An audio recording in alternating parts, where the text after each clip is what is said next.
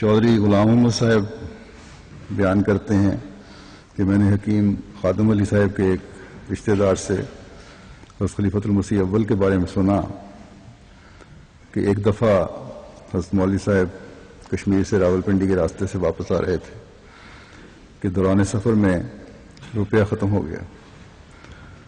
کہتے ہیں میں نے اس بارے میں عرض کیا تو آپ نے فرمایا کہ یہ گھوڑی 400-500 روپے میں بیچ دیں گے اور فوراً بک جائے گی اور خرچ کے لیے کافی روپیہ ہو جائے گا. گھوڑے پہ سوار تھے. آپ نے وہ گھوڑی 700 روپے میں خریدی تھی. تو کہتے ہیں تھوڑی دور ہی گئے تھے کہ گھوڑی کو درد کلنچ ہوا, پیٹ میں درد ہوئی بڑی, اور راولپنڈی کالج جسے کہتے ہیں, اور راولپنڈی پہنچ کر وہ مر گئی.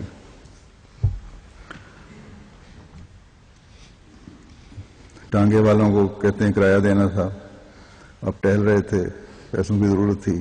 میں نے عرض کی کہ ٹانگے والے کرایہ طلب کرتے ہیں. آپ نے نہایت رانج کے لہجے میں فرمایا کہ نور الدین کا خدا تو وہ مرا پڑا ہے, اب اپنے اصل خدا کی طرف توجہ کرتے ہیں, وہی کارساز ہے.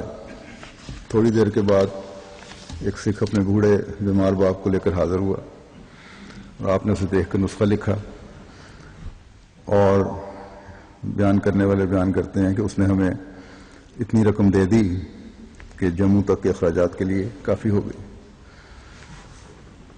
تو یہ تقوی ہے کہ اگر غلطی سے کسی دنیاوی ذریعے پر انحصار کیا بھی تو اس کے ضائع ہو جانے پر رونا پیٹنا شروع نہیں کر دیا, بلکہ کامل توکل کے ساتھ خدا تعالیٰ کی طرف توجہ پیدا ہوئی, دعا کی طرف توجہ پیدا ہوئی, اور اللہ تعالیٰ نے فوراً پھر خلاف توقع انتظام بھی فرما دیا.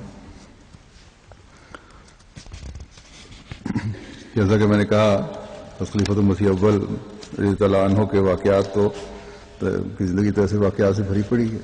اگر ان کو پڑھا جائے تو ایمان اور یقین میں اضافہ ہوتا ہے.